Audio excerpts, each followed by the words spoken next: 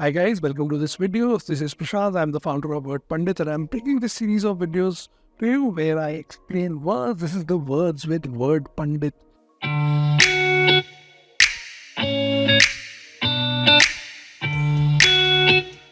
Word that we've got today is, it looks very simple, but it has a very, very deep meaning, which is this word, complicit. It looks like a close cousin of the word complicated. Its meaning is just a little complicated, not a lot. Let's go through it and let's understand what is the meaning of this word. Complicit means when you are involved with others in an illegal activity or wrongdoing. Now, for example, if these are two people, let's suppose they are robbing a bank and this is robber number one, the main robber, and this is the robber who just assisted him. He is the guy who carried out the robbery. Then this guy becomes complicit in the act. So you conspire, you connive, you become an accessory to the crime. You're not the one who's carried out the crime, but you are complicit in the crime. Opposites of unaware, ignorant, exonerated, and detached. Now the word complicit has a super interesting usage, and it is something which is going to throw you into a philosophical conundrum.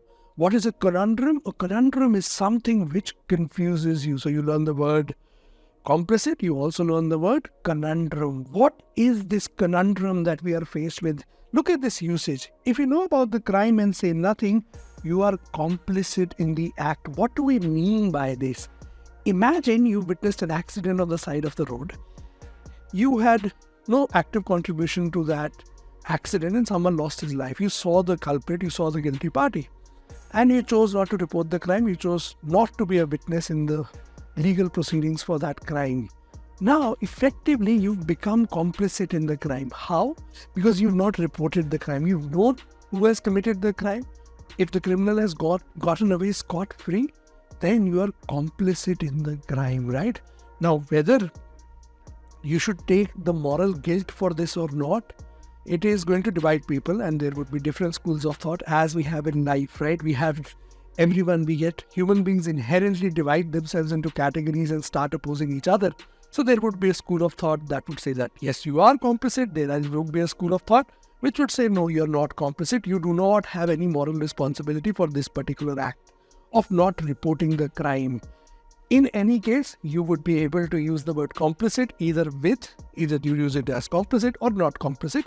You can use the word in this context. So this gives you food for thought, and this was an interesting way of learning this particular word. I hope I have touched a nerve with you somewhere, and I'll make you think about these things.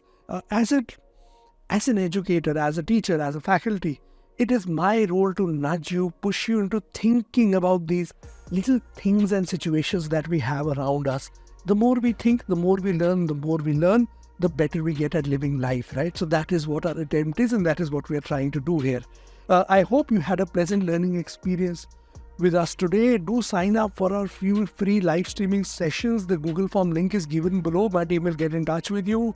If you want to connect live with me, please do sign up for the form. This is me signing off with my two favorite words. Happy learning.